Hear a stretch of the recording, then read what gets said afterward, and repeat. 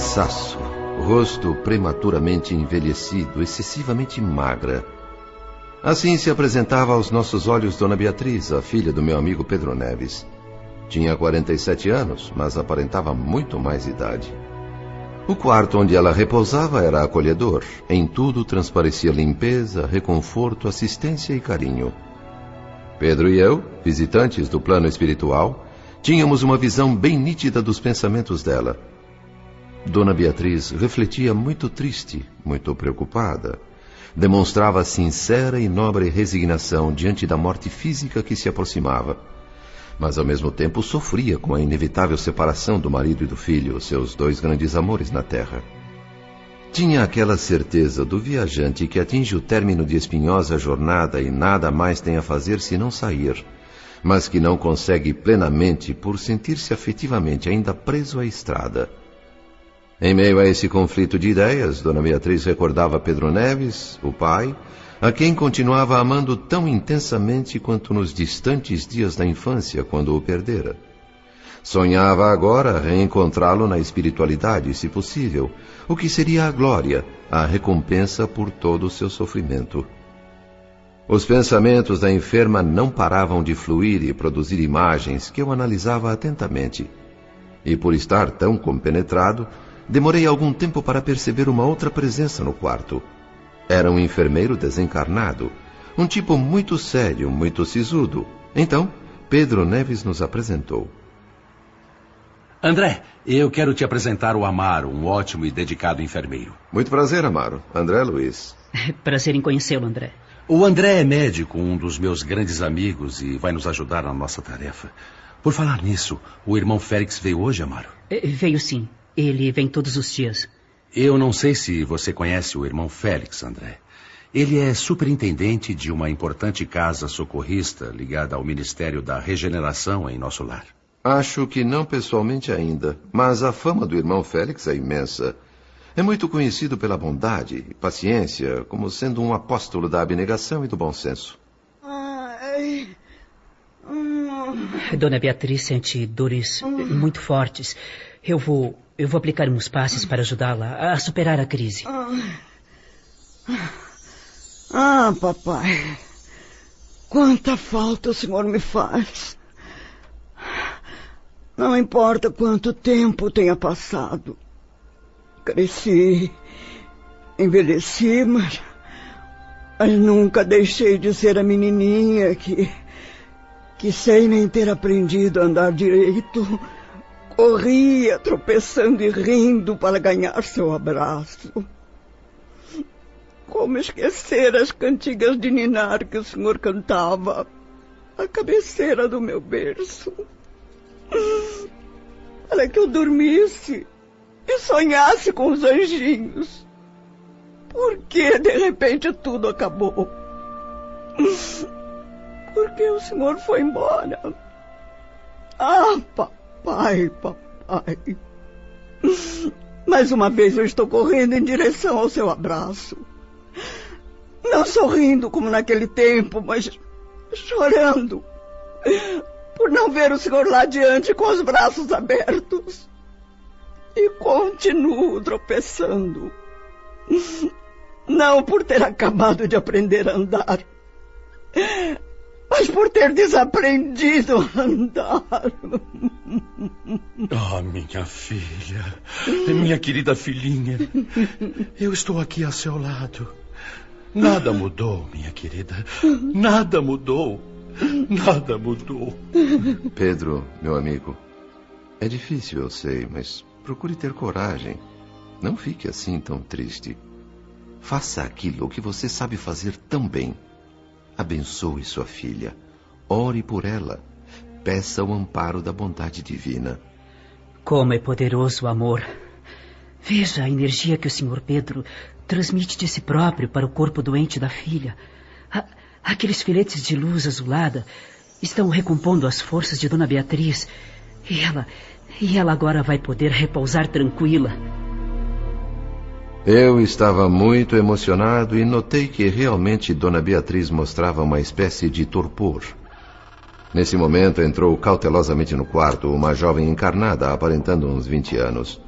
Passou por nós, obviamente sem nos ver, e tomou o pulso da enferma. Fez um gesto de quem reconhecia tudo em ordem e logo depois aplicou-lhe uma injeção anestesiante.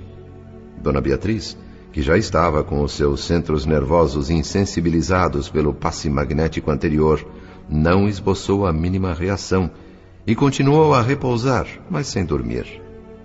A moça tinha jeito de enfermeira improvisada, mas logo em seguida fez algo incompatível com essa função. Depois de se movimentar pelo quarto, abriu a janela, aspirou profundamente o ar fresco que entrava e tranquilamente acendeu um cigarro, passando a fumar distraidamente como se tentasse fugir de si mesma. Ante a cara de surpresa que eu devo ter feito, meu amigo Pedro Neves foi logo adiantando informações, enquanto olhava para a moça com um misto de piedade e revolta. O nome dela é Marina. É a contadora da firma do meu genro, que tem uma imobiliária. A pedido dele, ela tem vindo ajudar como assistente. Agora, eu não entendo como é que ela pode fumar aqui, no quarto de uma doente, à espera da morte. Como se fosse tocada repentinamente pela consciência do que fazia, Marina passou a soprar as baforadas de fumaça cinzenta para fora da janela. Seus olhos agora revelavam uma certa inquietude. Reverentemente fui me aproximando dela, sondando-a em silêncio, tentando colher suas vibrações mais íntimas. Mas logo recuei assustado. Estranhas formas, pensamentos brotavam da cabeça da jovem, projetando imagens no espaço próximo. Eram quadros vivos, de esfuziante agitação, em total contraste com os nossos propósitos de socorrer a enferma. Os mais secretos hábitos e anseios da moça desfilavam sem parar por sua tela mental. De olhar parado, Marina escutava dentro de si própria a música sugestiva e maliciosa da noite festiva da véspera, reprisando na garganta o sabor forte e envolvente da bebida alcoólica.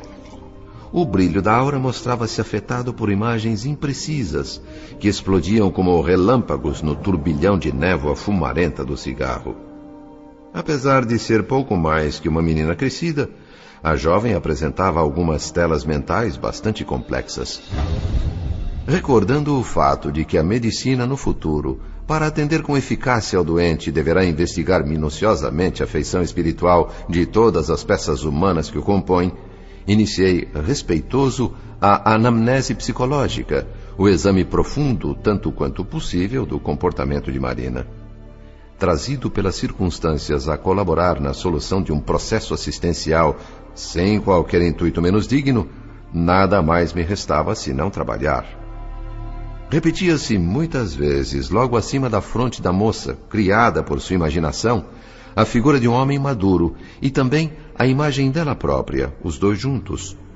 Percebia-se o romance, adivinhava-se a intimidade entre eles. Fisicamente pareciam pai e filha, mas as atitudes não deixavam dúvidas quanto à paixão que sentiam um pelo outro.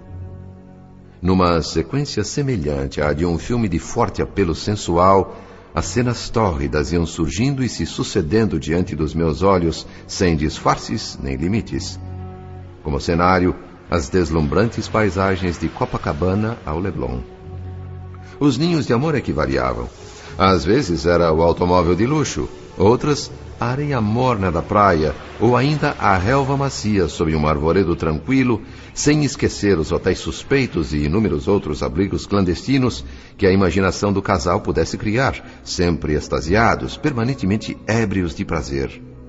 Mas, de repente, esse desfile de imagens parou bruscamente para dar lugar a um outro, com substituição de um personagem. Marina fechou os olhos para melhor imaginar a nova sequência, onde, no lugar do namorado maduro, entrava outro homem, tão jovem quanto ela mesma. Para mim, como observador, parecia o começo de um novo filme, diferente do anterior. Mas logo percebi o engano. O enredo era rigorosamente o mesmo, só mudando o protagonista. Repetiam-se as paisagens de fundo e os locais de encontro. Até o automóvel era o mesmo. Como variação, apenas algumas cenas mais inocentes em lugares públicos, onde pareciam duas crianças enamoradas falando de sonhos e aspirações. pasmo, registrei os detalhes da experiência. Naqueles poucos minutos de fixação espiritual, Marina se exteriorizava como era na realidade. Personalidade dúplice, uma mulher dividida entre o carinho de dois homens, jugulada pelo medo, a inquietude, a ansiedade e o arrependimento. Pedro Neves, que de alguma forma partilhava o trabalho de inspeção, quebrou o silêncio constrangedor. Está vendo, André? Agora me diga se é fácil para mim, como pai da doente, suportar aqui dentro uma criatura dessas. O tom profundamente magoado na voz do meu amigo despertou em mim uma vontade ainda maior de ajudar em tudo o que pudesse. Para conversar mais à vontade, fomos para uma sala ao lado do quarto. Para que você tenha uma ideia, meu amigo, eu estou nesta casa em serviço há não mais de 20 dias e já recebi tantas punhaladas na alma que, se não fosse pela minha filha, eu teria fugido. Se alguém me dissesse, se eu não tivesse visto com os meus próprios olhos, jamais acreditaria que o meu genro pudesse ser tão canalha, tão desavergonhado. Pedro, eu procuro compreender a sua indignação. Mas não seria melhor esquecer o mal e tentar auxiliar esse homem silenciosamente, com preces? Eu sei, André, e me esforço para pensar positivamente, buscando o bem. Eu não esqueço isso nunca. Mas até a medicina, que é ciência luminosa, de raciocínio puro, muitas vezes é obrigada a descer de sua alta posição cultural para dissecar cadáveres. Eu só peço, neste momento, um pouco de tolerância. É muito pesada a situação que eu enfrento. E às vezes eu digo bobagens das quais um dia vou me arrepender, eu sei. Na minha quinta noite aqui, Beatriz entrou numa crise aguda de sofrimento. Eu saí desesperado à procura do meu genro. Através da intuição, tentaria fazê-lo vir para casa, assistir à esposa. A informação que ele havia deixado dizia que estaria em seu escritório fazendo serão. Mentira. Fui encontrá-lo sabe onde? Num quarto de hotel, em plena madrugada. Sabe com quem? Marina, essa mocinha que você acaba de conhecer. Os dois intimamente unidos, rindo, dançando e se amando entre cascatas de champanhe, como se fossem marido e mulher.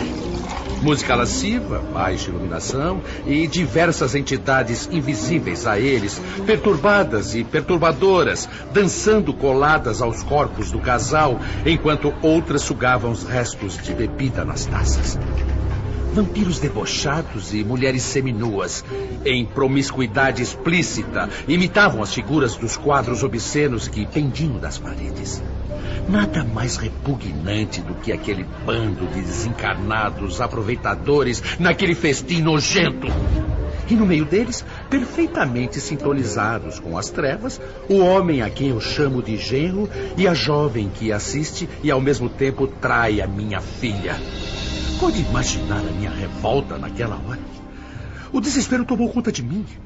A razão desapareceu e cheguei a entender e até justificar a atitude de certos companheiros desencarnados que se tornam vingadores intransigentes. O homem velho que eu havia sido e o novo homem que eu gostaria de ser estavam em conflito dentro de mim. Ali, diante da insensibilidade do homem que se casara com a minha filha querida, entendi o quanto era difícil, impossível mesmo, pôr em prática os conselhos que eu passei a vida distribuindo. Tomado de cólera irresistível, avancei e esmurrei a face do meu genro. Ele reagiu como alguém que sente um súbito mal-estar, apoiando-se na moça para não desabar no chão. Disposto a continuar a surra, ergui o braço para novo golpe. Mas uma senhora desencarnada surgiu repentinamente e, com seu semblante calmo e nobre, desarmou a minha intenção. Exteriormente, não demonstrava ela sinais evidentes de elevação espiritual, a não ser por um minúsculo distintivo luminoso que brilhava em seu peito. Ela parecia tão profundamente humana como eu mesmo. E confesso que me senti envergonhado quando ela me afagou a cabeça serenamente e, sem uma única palavra de censura ao meu comportamento irracional, sorriu e me convidou para retornar à casa de minha filha. Notei que ela conhecia Beatriz. E a mim também. No trajeto, não fez nenhuma referência aos desvarios do ambiente em que estivéramos minutos antes. Ocupou o tempo, a gentil senhora, para exaltar os méritos da compreensão e da tolerância. Chegando à casa de minha filha, despediu-se delicadamente e nunca mais a vi. Não sei quem é essa dama inesperada.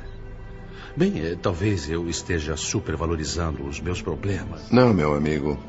Eu também já fui defrontado por acontecimentos bem desagradáveis e gostaria muito de desabafar. Um dia vamos conversar. E, Pedro, quem é o cavalheiro que acaba de entrar? Esse é Nemésio, meu genro!